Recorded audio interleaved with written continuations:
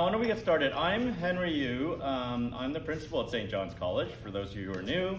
I'll also introduce you to the rest of the staff and all that. But first, I want to welcome you as principal to St. John's College at UBC.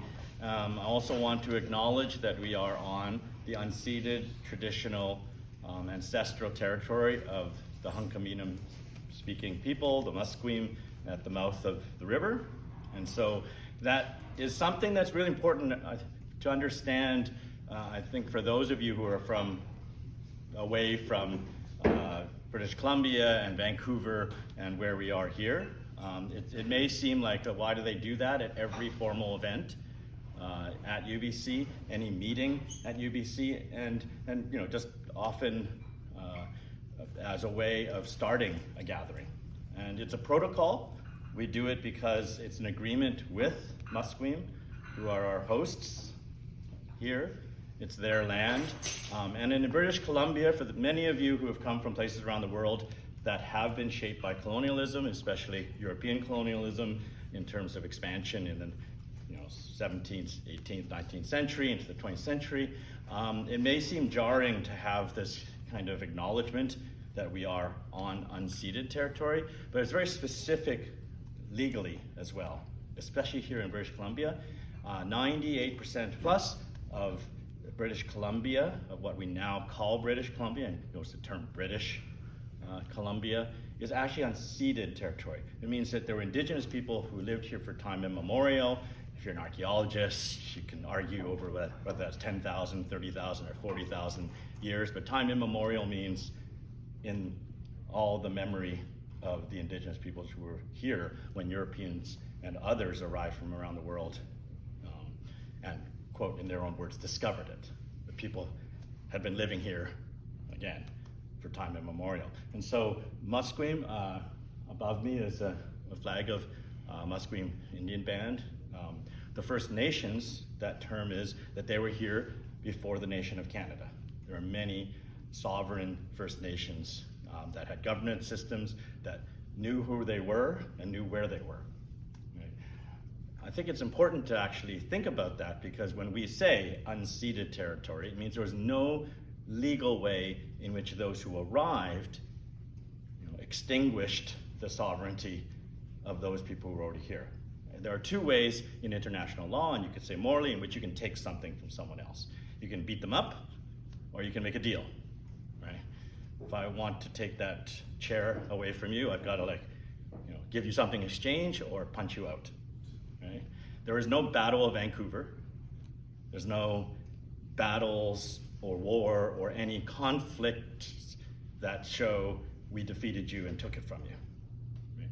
Why we say 98%, not 100%, is because when the colony of British Columbia was declared, the first governor, a man named James Douglas, who was actually descended from enslaved Africans who were brought to the Caribbean, as well as Scottish, migrants who went to the Caribbean as well, and then to North America. James Douglas treated with the indigenous peoples on what is now called Vancouver Island. Said, hey, can we make a deal so that we can stay here? Right?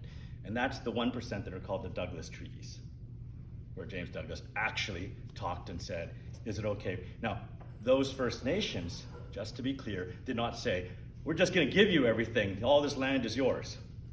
The British treated those first treaties as if it gave them sovereignty and that the Crown now owned the land. It's obvious that no one in their right mind would sign a treaty that says, by the way, we don't matter anymore, it's all yours. Right? But at least those were treaties. The rest of what is now the province of British Columbia, there is no discussion, there's no relationship. Right? You will hear probably while you're here at UBC about reconciliation, and at the end of September there will be a day that marks some form of process of reconciliation over things like residential schooling of Indigenous children, which really did not stop until less than 2 decades ago. In the 1990s, the last residential school was closed.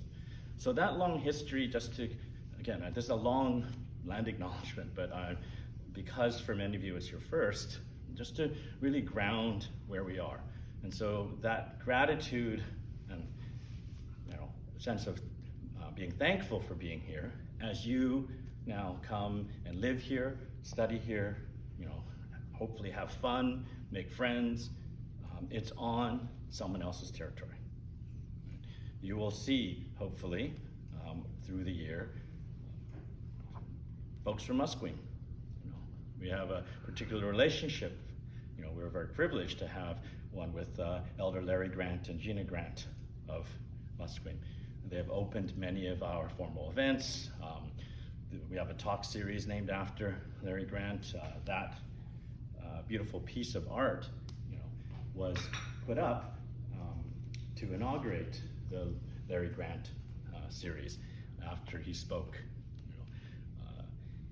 It's a striking design because it's a mix of what some of you may recognize as a kind of Chinese guardian lion and local First Nations Coast Salish techniques in terms of rendering art. And so that piece, which is a mix by the artist Louis Gong, who is himself of Chinese and Coast Salish ancestry, was kind of here to mark that kind of mix of St. John's College, which was founded by alumni of St. John's University of Shanghai, who came all around the world from Shanghai after St. John's University, which was like the Harvard of China, just for those who never heard of it. They were the first Western university in China, founded in 1879 by American Episcopalian missionaries. It was a place where the first Western-trained doctors in China were educated. Mao Zedong's doctor was a Johanian. That's the term for those who graduated from St. John's University. First generations of architects, the first generations of Western-trained engineers. It was a place of great learning and wealth and power. And that's why the communist government in 1952, after uniting China, closed St. John's University forever. Those are our founders as the alumni, the Johanians who came from there. They're proud to have founded this place as an international college. Over the last 25 years, this is our 25th anniversary, over 1,000 students have come through here and lived here.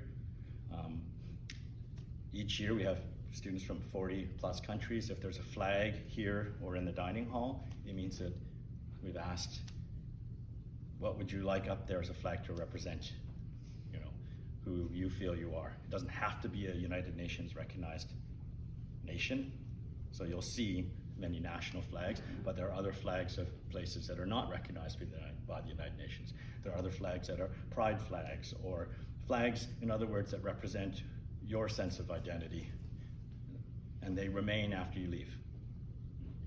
And so again, we're a global international university. The motto is the world around our table, because you literally are creating a world around the table, at breakfast, at dinner, and you represent the world coming from all around the globe to be here together at St. John's. So again, I welcome you as principal, and again, want to sort of start us in feeling that sense of gratitude towards our Indigenous hosts, that we are uninvited guests on their land, and to think through also what it means to be uninvited and yet still welcomed. So there's a sense of hospitality, even though we never asked if we could be here. Anyways, welcome St. John's. This is really important, and I'm going to introduce a number of people. Stacy, who's holding this iPhone and recording it, so if you want to watch this again for some perverse reason, you can, especially if you didn't quite catch some of the security tips that are going to be raised. Over there, you may have already met, is Assistant Principal Edgar Liao, who hails originally from Singapore and who has been a resident for a third of our history. You can calculate what that means. We have Tala, who works in the office and who handles a lot of residents' communications with you. So if you may see emails from Tala. We have Yuki back there. Again, many of you have communicated with Yuki for probably months about he oversees membership and basically getting you here, getting you in, and when things come up, Yuki's probably someone you'll end up talking to continually. We have Demet. Demet is the residence life coordinator, which means she oversees all kinds of things that, you know, are what keeps you alive and healthy. And hopefully, as the weather starts to turn, you know, and the winter, and it starts to rain here way more than anyone can ever imagine it rains, and the days get shorter, and your classes or your program gets harder, and you start to get depressed.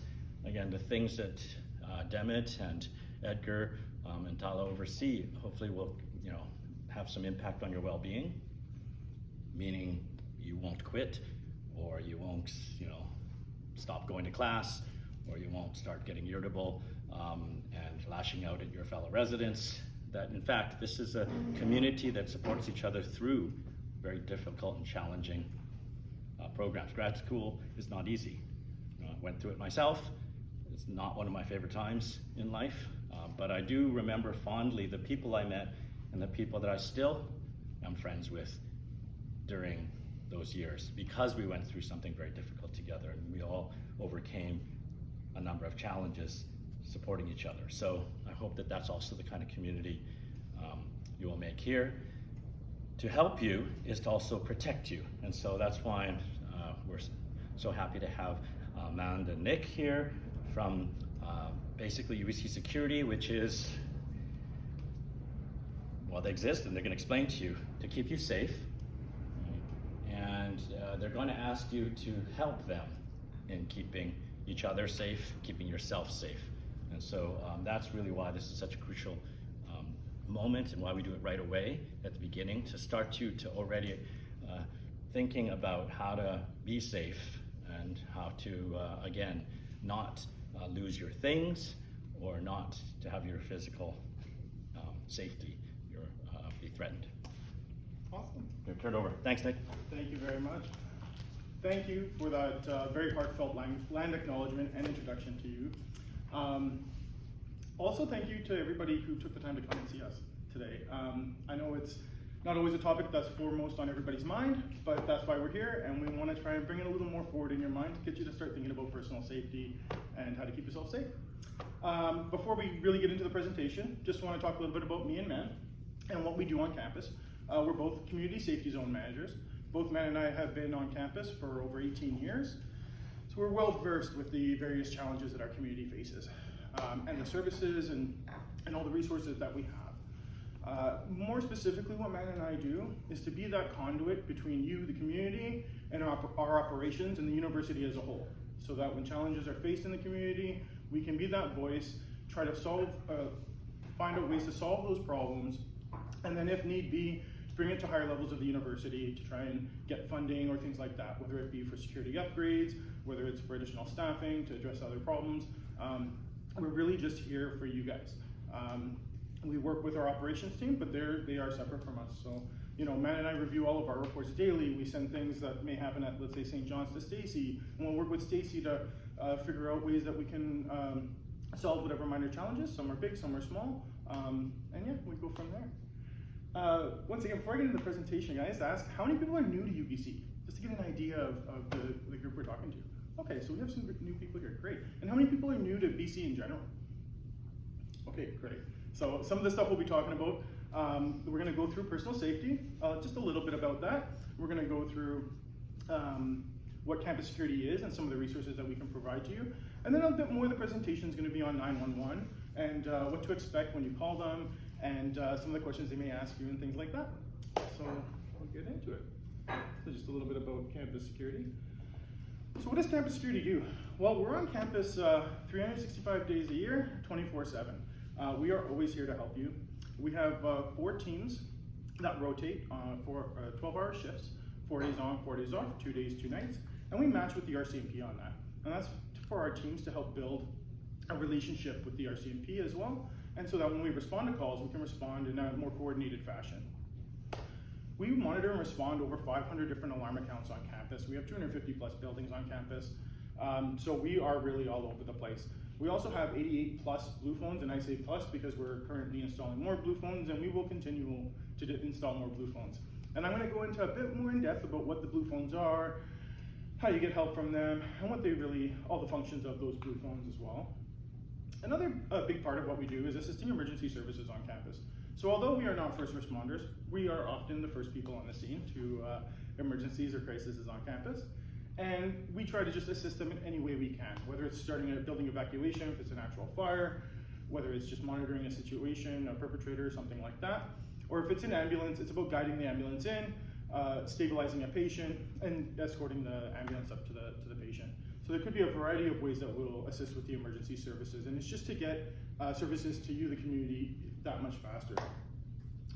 You know, reducing crime and solving conflicts is another part of what we do on campus, and that can be a challenge sometimes, but that's what we try to train our staff to, you know, do that conflict resolution and be that point of contact for everybody to just help with that.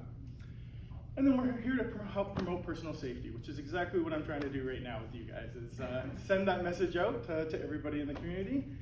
And then another big part of us is referring to other UBC resources. There are a lot of resources on campus, and we don't expect every staff, student, faculty member to actually know what those resources are. If you have a colleague, a friend, a coworker that, you know, whether it's mental health issues, financial issues, maybe it's something more criminal in nature, boyfriend harassing, anything for that matter, and you don't know how to get them help, call us. A lot of times we will know who to call. We train our staff to know the various resources on campus, and although we may not be able to connect you in the moment, we can at least get you the various resources to get you connected to who can help you. If it's something like, for example, suicide aware, you know, if somebody might be suicidal, you know, and there might not be resources immediate on campus to help them, but we want to get immediate help, we have outside resources as well we can guide you to. So don't be afraid to call us, that's what we're here for. And I put first aid up there, but I'll get a little more into first aid on campus as well. We are the first aid responders, and we respond to all community members on campus that require first aid. So where's campus security located? Does anybody know? Has anybody been to campus security? Kind of a little hole in the wall. No, your staff, you don't get thanks for that. So we're actually in a pretty easy location to know. We're right next to the bookstore.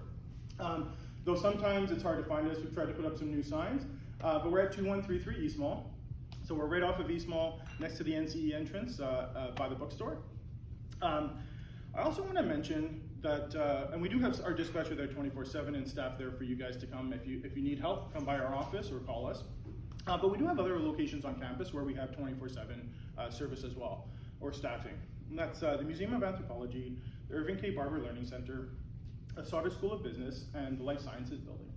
And part of why I mention that is when you're out in the community, for example, at night, or even during the day, and you need a security service, you know, we have a big campus. Now, we do have people on bike, on foot, and in vehicles, and we try to get to people as fast as we can, but anybody who's tried driving on campus or navigating campus can realize that it can take some time when you have to drive around the whole campus to get 2 blocks over.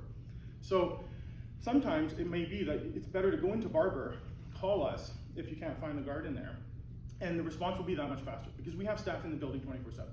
So it's just something to keep in mind as a bit of personal safety too, especially at night. You know, if you don't feel safe, maybe somebody's following you, these locations are key. And we'll go a bit more into remembering key locations as well.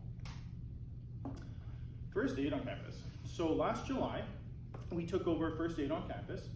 We have a mandate for faculty and staff first aid by WCP, but we also service students on campus.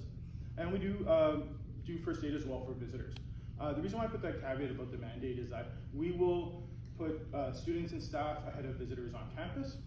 Not that, you know, and that's only in the case of resource, if we don't have the resources to do so. It has not happened yet, but in those cases, we may guide somebody to the clinic if it's not a 911 issue. I do have to say, if it's an emergency, please call 911. If someone's having a heart attack, please call 911 and get an ambulance rolling, and then you can call first aid. In the event that you call first aid first as a mistake, that's okay. Our staff are trained to ask you critical questions to figure out if this is a life safety emergency. And if so, they will just conference you through 911 to get that ambulance rolling. The other caveat I will mention, even though we are the same dispatcher will answer the phone for first aid as for security services, If you need first aid, make sure you dial this number, 24444 or 822-4444. That goes to a dedicated phone line for first aid.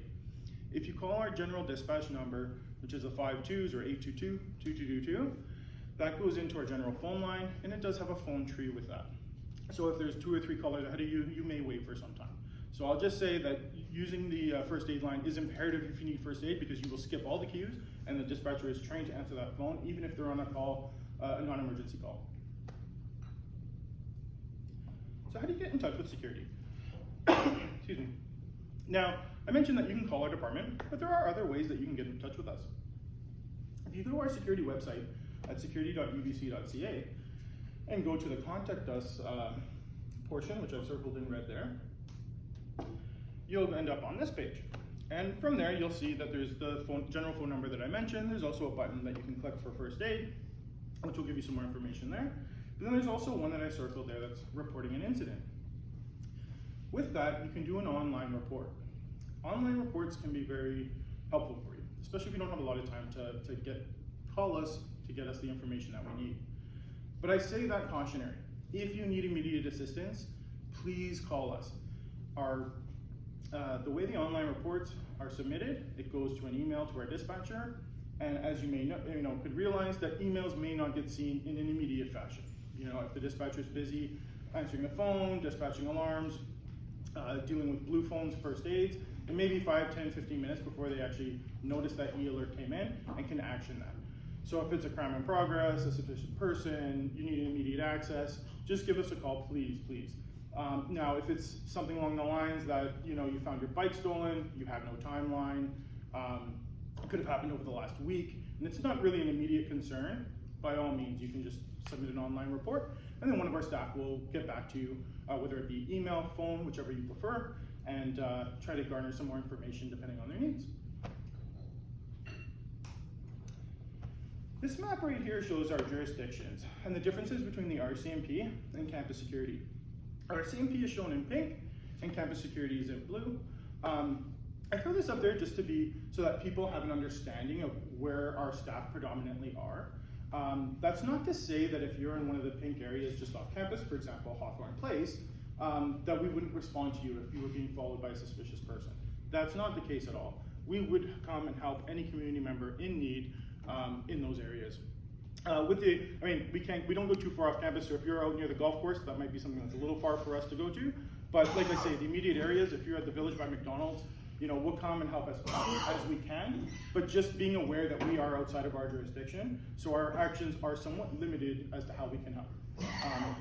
But we're not gonna leave you hanging. The other piece why I mention that is that we don't have access to all the buildings that are outside of our jurisdiction. If they're non-UBC buildings, we don't have keys or access to it. So it limits us to how we can really come and assist you. And then we'll get into a little bit about our personal safety here. So why is personal safety important? Well, it refers to an individual's ability to move freely without threat or fear, emotional or psychological, and free of harm. And that's what UBC strives to provide, is that safe environment for its students, staff, and community members. Knowing what to do and taking the certain precautions can reduce one's risk from becoming a victim. So that's really what it is just knowing the various options that are available.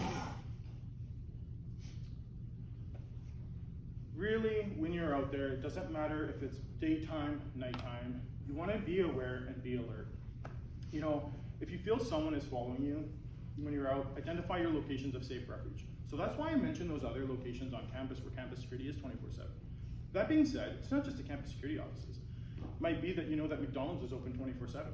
So that could be your place of safe refuge if you happen to be in that area. It could be one of the Starbucks. It could be even if you're off campus and it's a path you're taking to and from work. Take note of the various stores that are open later at night, or police stations, fire departments, ambulance stations. These are places where if you need immediate help, go there and call 911. And then that way, not only gives a point of reference for the 911 operators to come help you, but more likely that there's somebody there that can help you in the moment. And it's even just to have that extra person. Now, when you're walking around on campus, you don't have to walk alone. We have Safe Walk on campus, which is run by AMS. And Safe Walk generally operates from 8 p.m. to 2 a.m. Now, when SafeWalk's not operating, their phone calls forward to Campus Security. So you will never be in a situation where you have to walk alone.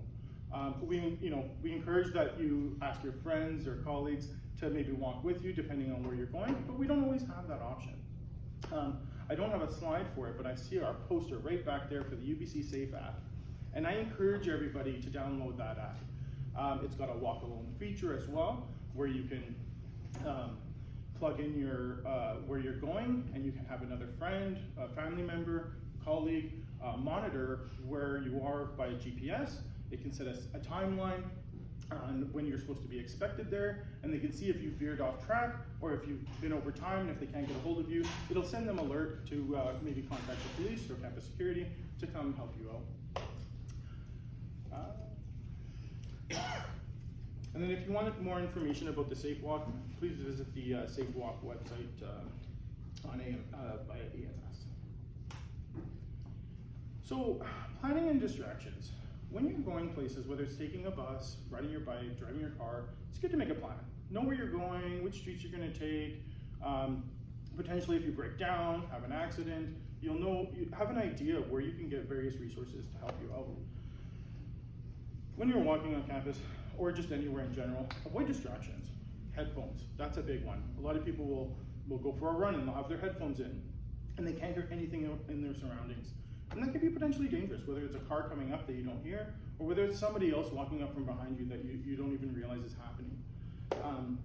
When jogging at night, it's good to run facing oncoming traffic so that they can see you and be highly visible. Wear reflective clothing, that's big as well.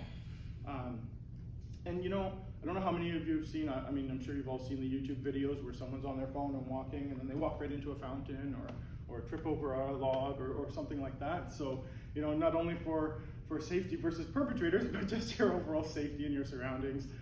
Try not to use your smartphones or tablets or things like that too much while you're walking, and look up from time to time.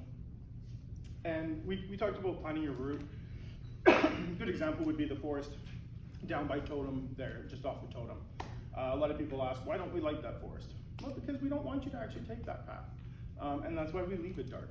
Because if we light it up, that might encourage you thinking, oh, it's a safe place. But really, it's a forest. And could we really light it up enough to make it safe? No. So we really try to discourage that. And so just think about which streets are more well used, especially late at night.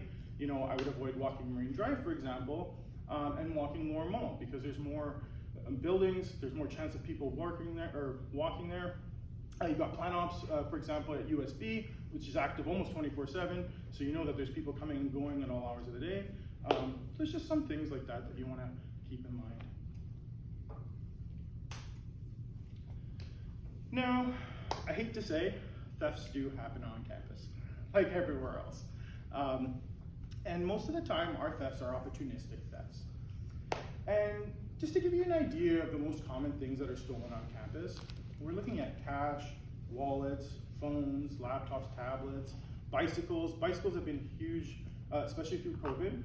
There wasn't as many students around during COVID, so there just wasn't as much opportunity to steal the laptops and cell phones and things like that, but we saw a lot of bikes get stolen, and backpacks. Now, what's the common theme with all of these things? Most of them are small, easily concealable, and convertible to cash, and that's what they're looking for. Bike's not small, but it's easy enough to ride on and bolt away before really anybody notices. So something just to keep in mind. When we look at crimes of opportunity, we use the crime triangle as a way to sort of explain how crimes generally work. Now, there's three portions to the crime triangle, or a crime that happens. There's the desire, the ability, and the opportunity. Can anybody tell me which one of these we control as an individual? No. Yes, opportunity. That's just it. Criminal wakes up in the morning, they have a desire to steal something. They're gonna go find something to steal. If they have the ability to do it, well, they have the desire, they have the ability, they will make it happen. But it's that opportunity. If you take your laptop with you when you go to the washroom, you've taken that opportunity away from them. If you lock your door before you leave your residence, while going to visit a friend, or even just running down to grab something from the kitchen, you've taken away that opportunity. The minute you don't do one of those things, that's when that chance that someone happens to walk by, happens to see that laptop, it may not even be one of our prolific offenders that comes to campus from time to time. Maybe just anybody in the community that can't resist that opportunity to take that wallet or to take that laptop. So you just want to be able to take that piece away. So can I just add on the opportunity part? So opportunity, like Nick had discussed, that is very, very critical. It's in your control. So when you are as ground floor residents and you decide that you're going to, go out to the bathroom or go away, make sure your windows are closed. Make sure your windows closed, your blinds are down, right? Because down here sometimes there's people walking around from the beach coming out this way, and they're walking through this pathway. And so if they see a window that's open, nobody's in there, and laptop sitting right by the window, they're gonna take it, right? So keep that window closed. The other thing that's very, very important, there has been a lot of security upgrades done to this space. So the security upgrades are great, but again, it all depends on you. You can spend a lot of money doing all sorts of upgrades, but if you don't take security seriously, you might basically create opportunity. So when I say that is when you walk out the front door and you see someone walking towards the front door, you got to make sure the door is closed before. So the person approaching the door has to actually access the door to go into the building. Don't hold the door open for him because he or she may not belong in this building. Now you just invited him and exposed everybody here to a crime of opportunity. So when you go out for your cigarette smoke and you say, I don't want to, I keep taking the shortcut by this fire stairwell. So you put a little rock there and because it's for convenience. So what happens is, so when you walk away or go for a little stroll, you just create somebody to allow somebody to get in there and open the door and walk in, now exposing again the whole space. I.e., if you're studying in this space, it's quiet, studying in this space, you open the window up and to get some air through. So when you're done, please close the window, because what happens is, if you look at that window, it's ground floor, anybody can come in now, enter this space, and create that, take that opportunity, right? So these are just some examples I just want to share with you. So because you control your destiny and you control the safety and security of this space. So it's on you and everybody's responsibility. It isn't not just security or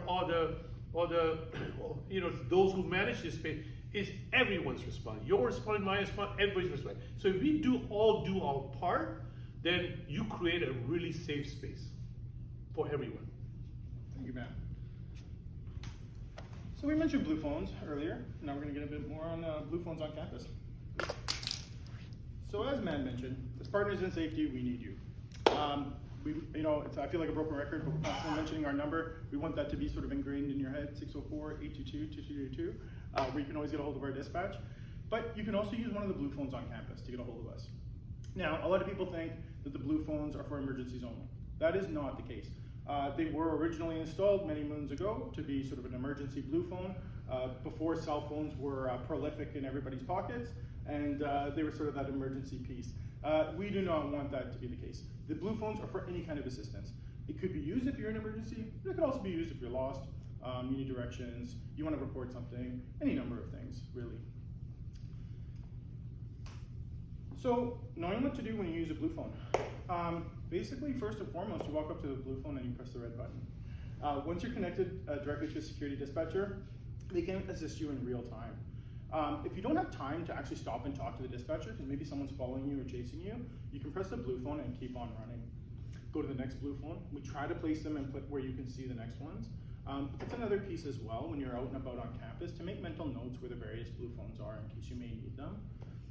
Our dispatchers are trained that if they see on the blue phone that someone pressed it, and then there's somebody pressed it at the next one, and at the next one, they're gonna send staff to come check out and see what's going on.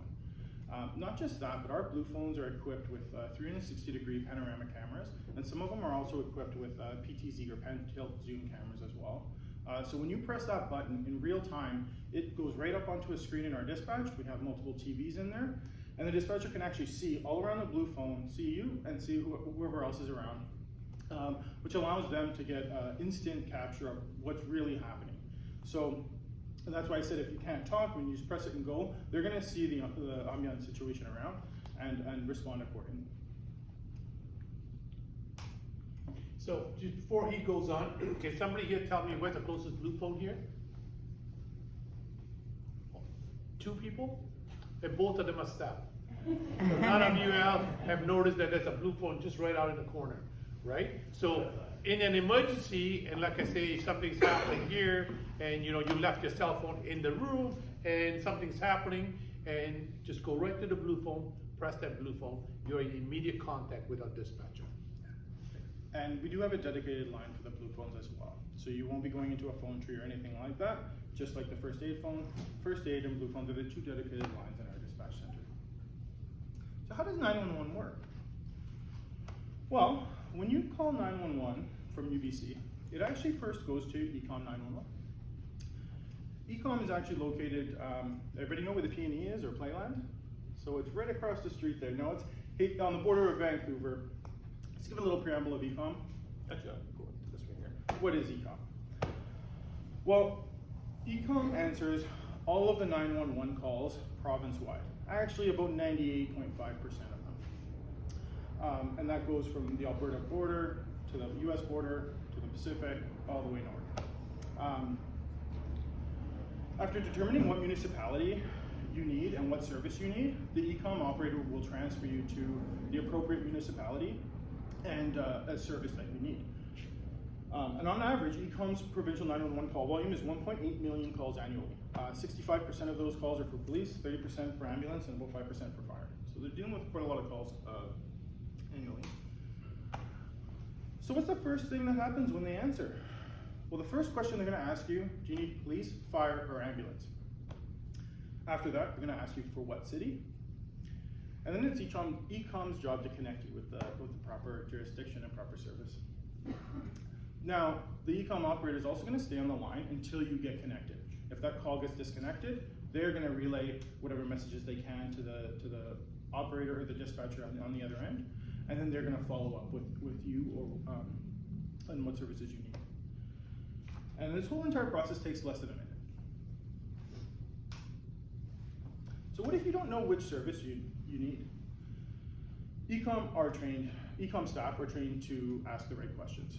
Don't be afraid. If you don't know, you just tell them what's happening, and they're trained to know which service to get to you. Okay. Once connected to the agency, the dispatcher can at any time also contact other agencies. I used to actually work at Ecom. I was a police call taker for a period of time. So I just use example, if there's a motor vehicle accident and they don't know if there's an injury, by protocol, they will dispatch an ambulance first. And they will send you to ambulance. And even though you may think, well, I don't know, I need the police here or what have you, that's just protocol. If they don't know that there's injured persons, they want to get an ambulance, at least en route, we can always cancel an ambulance, and then they'll send the police to come assist. So there are nuances to how things will be dispatched. It's always safety first. For example, if you need an ambulance, let's say there was a fight and there's a weapon and the person's still there with a weapon, the ambulance is not going to come on scene until the scene is safe. So in that instance, they would actually be dispatching police first before they dispatch an ambulance, because they got to make sure the scene is safe.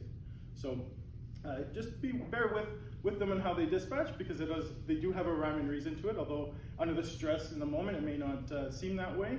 It is something that they have considered. Can anybody just tell me what police jurisdiction UBC is in?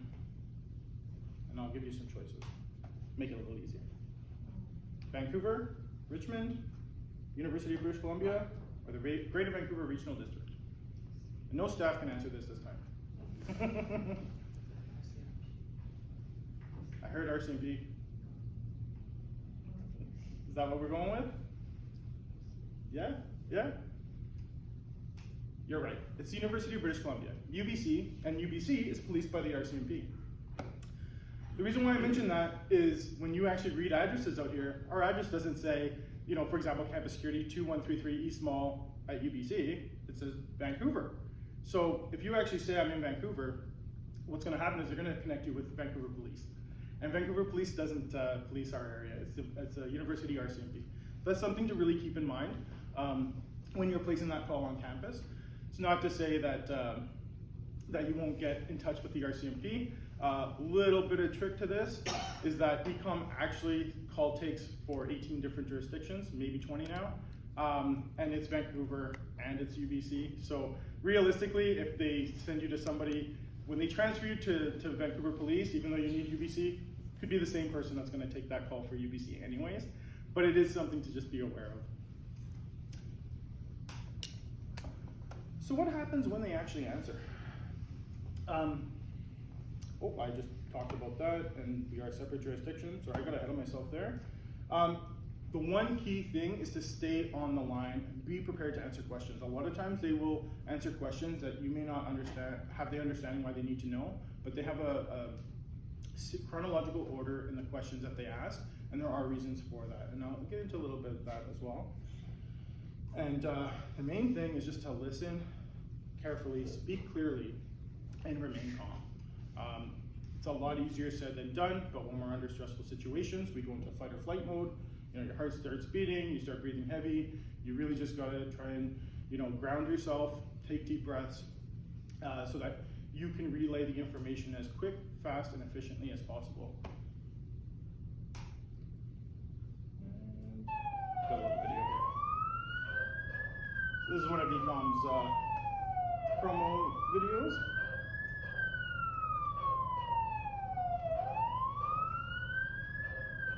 So the reason why I put that up there is a lot of times people think, well, I'm calling from my cell phone, and it's got GPS, and the police can see where I'm at. But realistically, when you're calling from a cell phone, it's the GPS coordinates that are provided to the 911 call taker could be as low as 25 meters up to 200 meters. And that's a big area for someone to come looking for you. Now, the police can put in a request to the cell phone providers to get a more exact location of where you're at, but that takes time. And that's just to prevent them from doing that to anybody whenever. So know your location before you call 911. That is great. And I also want to say that internet phones, VoIP phones, we have VoIP phones on campus. Most of them are dialed in with 911 to actually show them the location that you're calling from, but not all VoIP phones are like that. So just be cognizant of the buildings you're in, the rooms you're in, so that you can relay that message to 911. And like I said, cell phones do only provide generic locations for you. Can somebody tell me what the address of St. John's College is? So it seems like all of you know the address, so that's a good thing. Yeah. Now, I will also say, 911 operators have commonplace locators. So there are buildings on campus. If you don't know the address and you say I'm at the AMS Nest, there might be a chance that they actually can just type in AMS Nest and the location and address will pop up on the screen, but don't count on that. They do that for big locations throughout the city, so like if you're on like all the bridges are marked that way and things like that, but they can't get everything, so it's just something to be aware of. Man mentioned, you know, try to memorize St. John's address here. If you get a part-time job, you know, try to memorize that work address or places where you're going to be frequently, or at least have it written down in your wallet or somewhere that is easily accessible on your phone. Try to always know where you are. So you know when you turn onto a street, remember take a look at the street sign to know which street you went on. Maybe keep an eye on which block you're in. Are you in the 3100 block or the 4100 block? All of these things can help you. Try to understand your compass directions. So when you're on campus, one thing that I learned when I first started working here is if you look towards the mountains, that's the general direction north. So on campus, although it's not true north, we say that going towards the museum is north, going towards the farm is south, going towards the ocean is west, and going towards the city is east, and that's generally your compass directions. And that can help, when if you're on the street and you could say that I'm on the east side of East Mall, can help when the police are coming. They're not looking all over the place. They're going to be looking at the east side and knowing, on a certain block. So that's something to just be aware of. And I mentioned the commonplace landmarks. So when you're on the city, whether it's a bridge or things like that, you can use those as well to help. Just a little bit about search and rescue. As I assume over the next year, some of you may go hiking throughout the community, whether it's Grouse Mountain, Cypress, any of those places. Never wait to call 911 if you're lost outdoors. Time can go by very quickly. especially as we get into the winter months. Temperatures can drop rapidly, especially when it's wet, cold. Time is critical. You know, if you're out in the bush and you call 911, follow the instructions. That is clear. They may tell you to turn off your phone to conserve battery, you know, or they may tell you to do something that you may think, why are they telling me to do that? But there, like I said, with other things, there are rhymes and reasons to that, and it's to get the search and rescue to you as fast as they can. And they may ask you to set up a set time for communication. That's part of like turning off the phone and conserving battery. I'll just kind of add that we encourage you to go to the outdoors. We've got beautiful mountains. You know, Vancouver is really unique. Yeah. There's beautiful wilderness. There's forests. But tell someone you're going. Tell someone who's, you know, a friend or just when you're expected back. Mm-hmm. Because many of the places in the mountains you can't actually use your cell phone because the cell coverage is very spotty in wilderness areas, and so you might not be able to call for help. And so let someone know before you go if you're going hiking, even if it's a group of you, 3 or 4 of you, not alone. If you love going alone, then really make sure you let someone know where you're going, which part of the mountains and things like that. So if you're missing, someone knows you're missing. Does that make sense? No, thank you for that. I should have had that in my presentation. And also let them know when you're expected to return. Yeah. And tell them not to be afraid to call search and rescue for you if you don't return. It's better to be safe than sorry. I'll be honest, I didn't practice that myself for many moons. I went on a fishing trip with family and friends in Hawaii. I have family that live in Hawaii. Anyways, we went out on the ocean. We were out all day. You couldn't even see the island. We were so far out. And then all of a sudden, our host had said, "Oh, we have to get back. We have to get back now." And we didn't have cell reception. We were so far away from the island. And I said, "Well, what's the big deal?" And he said, "I told my wife, if we don't get home by 5, or if she doesn't get a call from us by 5 o'clock, to call the Coast Guard." And she would have. Dead serious. It's out there. I mean, when you're out in the middle of the Pacific, if your boat sinks, there is nothing around you until Japan or all the way to mainland US. So it's something that ever since then I have become, it's like a mantra for myself to make sure I tell people where I'm going and when I'm coming back. And it could even just be that you're going out partying for the night. When are you expected to be back? You know, tell a couple friends. Or it might be that, you know, if you don't see me tomorrow morning, call the police or call somebody to come look. It's a good point. Thank you. So when do we need to call 911? Well, 911 is for police, fire, or medical services. And that's when immediate action is required. Someone's health, safety, or property is in jeopardy, or a crime in progress. Please use 911 responsibly. You know, call takers can't provide information on the weather, time of day, power outages, municipal services, things like that. You know, the more you call about things like that, the longer it takes to get help to people who are really in need. Don't call 911 to get the non-emergency number or 411. That's what Google's for. Please use Google to find those numbers. Or I have it up on the screen here. For the non-emergency, local RCMP is 604-224-1322. And if you want the non-emergency Vancouver Fire Department, it's 604-665-6010. And when to call Campus Security? Well, I gotta say, 911 for all emergencies. And if you're ever in doubt, call 911 first. It's easy enough for them to say, actually, you need to call the non-emergency, or if you can call Campus Security, do so. But you wanna, you know, if you can, call us first if it's not a true emergency, and we can help guide you in that way. Oh, and I'll just go back to that. That's actually what the front of our office looks like if you're walking down East Mall, next to the bookstore. So I just wanna let you guys try and solve some of these and see if any of you can guess which one should be a 911 call or a non-emergency call. So who would say found graffiti? If you wake up in the morning, you're going off to class and you see that somebody spray painted graffiti all over the side of St. John's, who would we call to report? Or would we call 911 to report that? Or are we gonna call the non-emergency number to report that?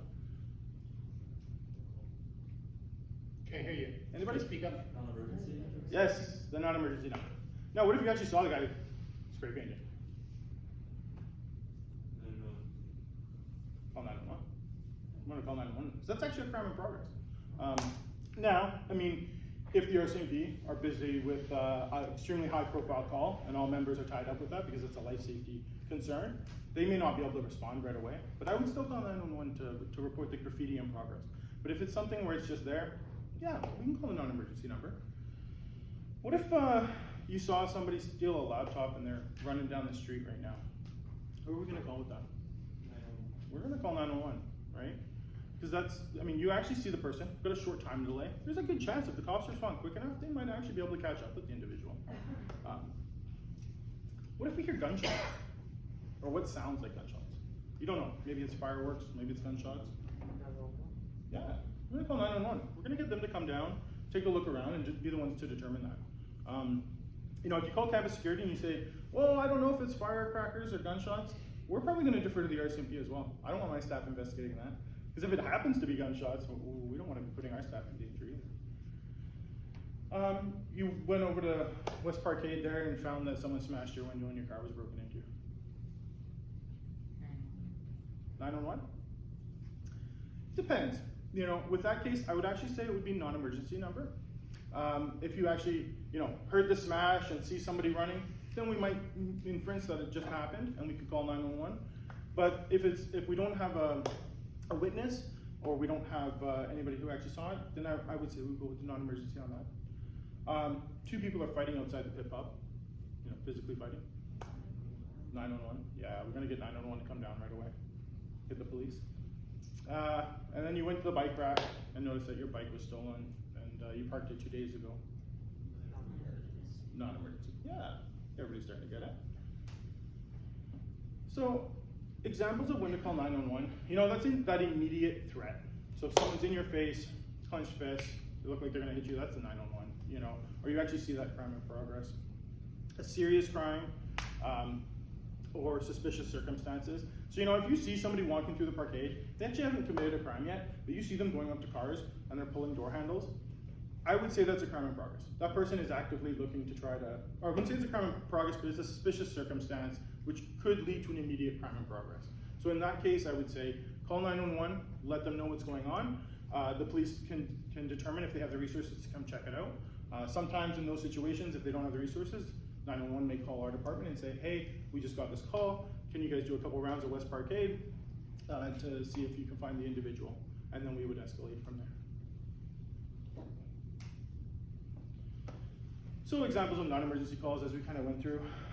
Reporting a crime with no suspect, like a theft of a license plate or a bicycle.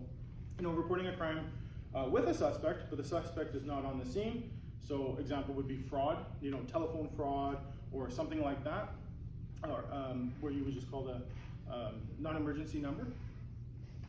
Reporting a serious crime with a suspect, but with a lengthy delay. So for example, you know, someone stole that laptop, you did see them run off, but you didn't call the police for 45 minutes.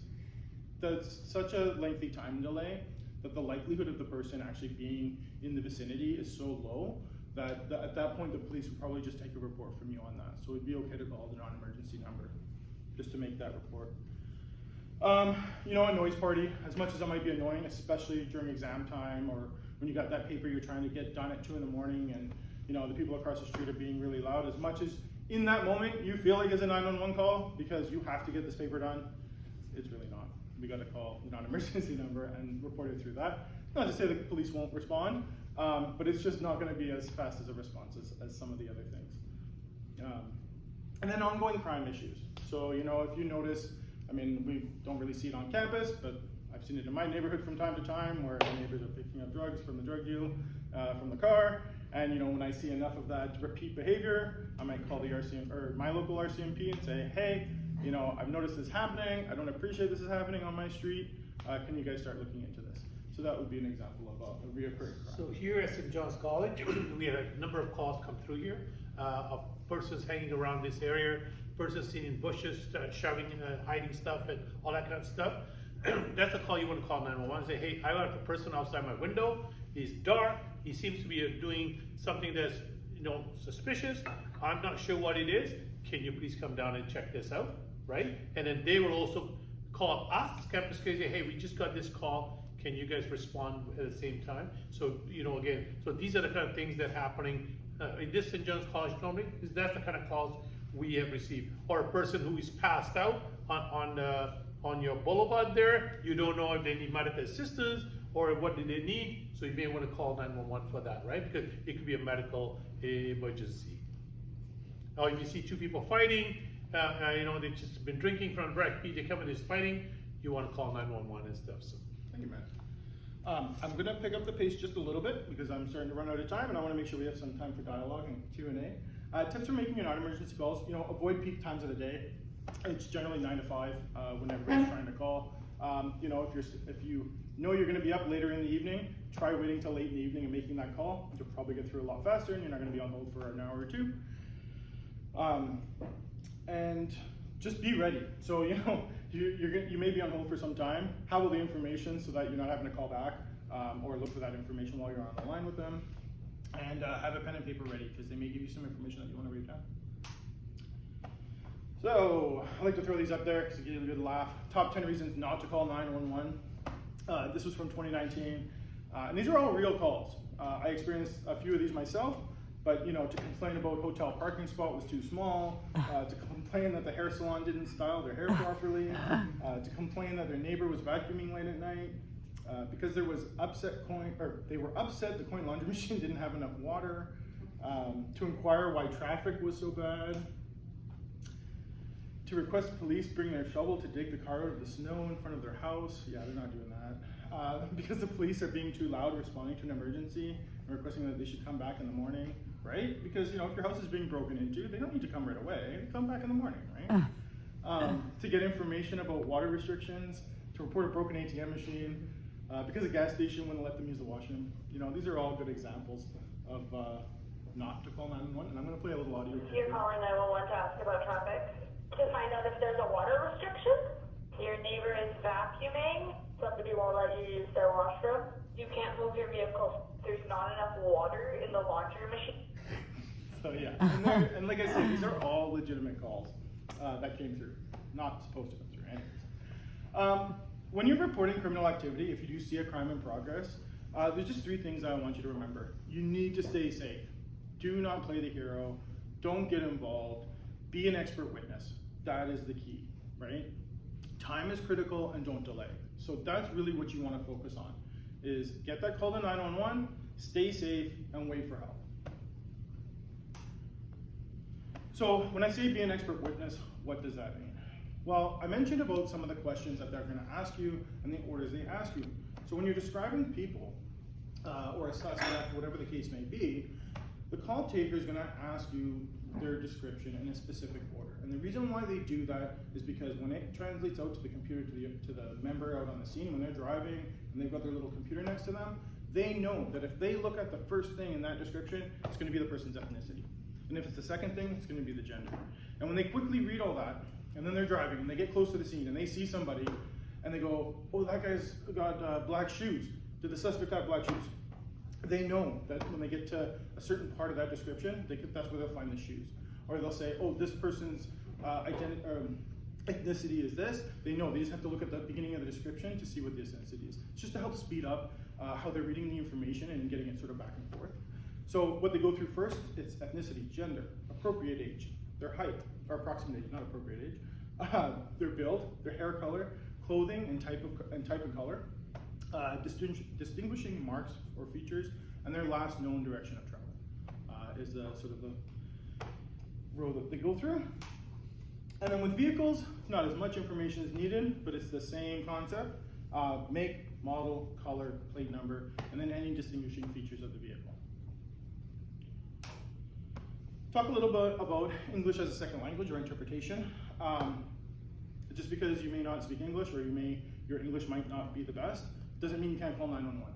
911 has a 24-hour interpretation service that they can draw on to get you help that you need. If you want to know, there's about 200 plus languages that they can draw from on their interpretation service. So, if you would like to know more about that, you can go on Ecom's website and they'll list out all those languages as well. Some tips, one thing you want to teach your friends, family, who might have a little more difficulty speaking English is to learn their address, learn their language in the native language. So if they speak Cantonese, learn how to say Cantonese in English so that the 911 operator knows which language to ask for. Also to learn police, fire, ambulance. As I mentioned, those are the critical questions, the first questions to get you to the service provider. So, you know, teach them the city they're in, the service they need, potentially the address of the home. These things will help speed up as well. But I will say from personal experience, it doesn't matter if you only know a few words, it can be a lot faster to get help to you by just trying. You know, we live in a multicultural society. These operators are trained and used to dealing with people with English as a second language. That's a good portion of our population. And, you know, to get an interpreter, it has to go to the service provider, it comes back. It takes about 2 to 3 minutes to actually get the right interpreter on the line. Those 2 to 3 minutes could be critical. And if they can at least figure out where you are and to at least get somebody on the way, that can help like huge in this situation. So, you know, don't be afraid to just try at the end of the day. I'll play this audio as The well. following is a 911 emergency call. So what does the housebound come with? It comes with the raspberry vinaigrette. Hello, you've reached 911. Can you hear me? Is it possible to get it with like a ranch? Yep. 911. Hello? Right. Okay, phone 5 would be great. Accidental calls get in the way of real emergency calls. Store your cell phone carefully and help prevent the hundreds of missed dial calls we get every day. Ecom 911. Oops. I did not mean to do that. Sorry about that.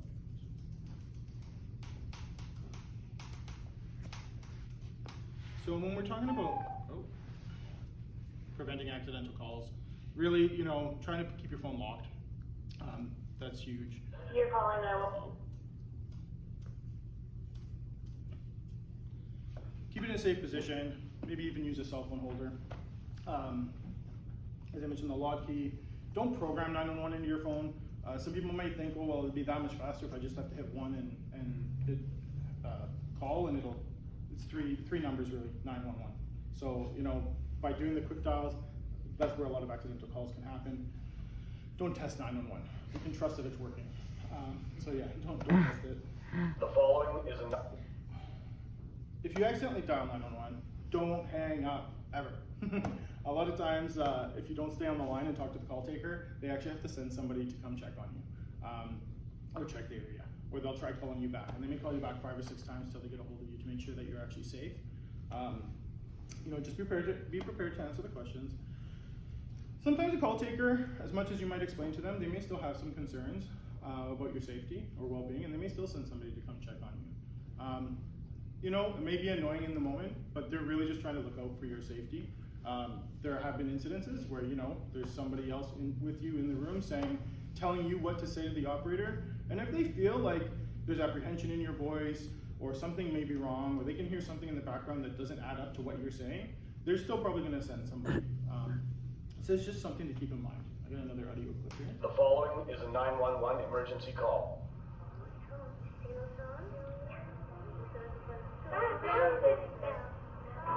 Hello, this is 911. Can you hear me? Hello, ma'am, do you have an emergency? Accidental calls get in the way of real emergency calls. Store your cell phone. And I would say in a shift, you probably get 5 or 6 of those. They happen quite often. And although it doesn't take very long, that one would be fairly evident to a call taker that it was just a family in a car and that there's nothing wrong. So they would clear the call. That's still about a minute of a dispatch or call taker's time that gets taken away from helping other people. You know, I have this up here just in case you're gonna have any small children in your life. You know, try to teach them how to use 911 properly. It is a tool. You know, we've had many children save people's lives because they were taught at a young age that when you need help to call 911, and you know they're home alone with a parent or with grandma, grandpa, and a medical emergency happens, and it's that child that actually saves their life because they're the ones that call 911 asking for help. Always keep, you know, if you have a cordless phone at home, keep it charged. Keep your cell phone charged. Keep your address and information handy and near the phone. And then we tell, you know, departments on campus, you know, if you're at your work, part-time job, what have you, and there's a phone there, try to just keep some of those emergency numbers on hand near the phone, their address and some of the key information. One thing is, and I'm kind of guilty of this because I have 2 small children, but I do try to keep an eye on them. Try not to give your old cell phones to your children to watch videos on. As much as it may not have a SIM card and it may not be activated with a cell phone provider, there still is an emergency service feature on it where you can call 911. So yeah, it's kind of awkward when you have a 3-year-old on the line and they're like, why isn't my video working? Like, no, this is actually the police. You need to, you know, is your mommy or daddy around, and kind of go through that process. And there's our contact information. So, you know, we're going to go into a bit of Q&A, but if there's something that you don't feel comfortable asking in a group here, or you want to talk to us a little more in private, feel free to reach out to Matt or I anytime. We've got our phone numbers. Oh, sorry, I put the wrong slide on here. It doesn't have our contact info. But what I'm going to do is when we send some of these slides to Stacy, I will also include Matt and I's contact information, where you could do, you know, personal safety consulting or anything along those lines with us directly.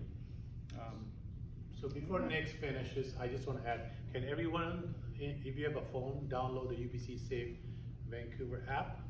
Again, it's a UBC Safe Vancouver app, it's in Apple or in Android. So this has got a lot of resources like Nick has mentioned earlier. So this is at your fingertips, so you have all your information here. The other thing I want to also touch base about is, you know, when we talk about opportunity theft, it also includes, that means if you're in the library, if you're in the food court anywhere, don't leave your backpacks unattended, don't go to the washroom, leave your stuff hanging, because it's a good chance it's gonna get stolen, right? So please take it with you and secure it. Another thing is, you might get phishing attempt calls, people calling to say, this is a CRA, this is a bank. Don't give out any information, don't take any of that thing seriously. Please don't give out any, like I say, log into any account. Those are just phishing scams. So just trying to, you know, get information from you or trying to get into your personal information. So do not do that. And I think those. And if you go downtown, eventually to downtown, again, please don't bring everything with you, your laptop or your cell phones. So just bring what you need and to leave the rest in your safe and secure space, because you know you don't want to be, you know, leaving your laptop on the bus. You know, or somewhere that it gets taken away and stuff like that. So again, go with a friend, hang out, have fun, but just be safe. Use those tips that we have provided you.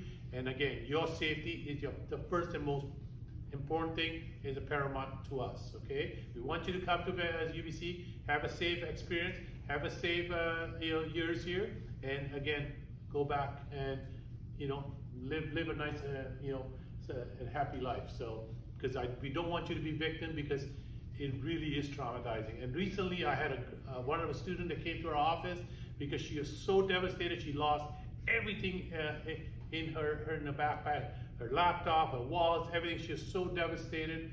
And I really don't want any one of you to go through that, because all she had to do was just secure the stuff in her residence before she went out. And you know what? Because 10 minutes, she couldn't take 10 minutes out of her day. She basically thought she lost everything. But good thing, good investigation work, we were able to get that stuff back. So again, I just want to leave that with you. We are here to ask any questions. Feel free to, if you feel, you know, don't want to ask a question in front of everybody else. No question is stupid. So here, we are here for you. So ask all the questions you need to ask. We're here. Anybody have any questions for us now? Yes. So, so in the case, for example, if we come across a racist event, so what should be our response? Slap them face directly, or call 911, or call 911? Yeah, so I would say it depends on the situation. If a person's being violent towards you, really getting in your face, I would disengage right away, call 911. That's unacceptable. I mean, any racist behavior is unacceptable. If it's, you know, someone, we've had cases here and there where someone will make sort of a racist remark as they're walking by somebody, and there isn't really that immediate danger or safety concern. I still think it's important to report it to Campus Security as well as the RCMP. I wouldn't necessarily say to go right to 911 on that, but if someone's getting in your face, will not leave you alone, you're trying to disengage from it, call 911. Get some help down there. This behavior is not tolerated or accepted anywhere in this country. And so, you know, and it's very, very important to not engage, do not retaliate, okay? You can escalate the situation a lot worse, so just, again, those comments like Nick said, are inappropriate, unacceptable. University does not stand for it, but sometimes it's better to just take a step back, document the incident, make notes of the person description like we provided you, and then we'll take it from there. Remember, we have other acts that we can be able to track this person down.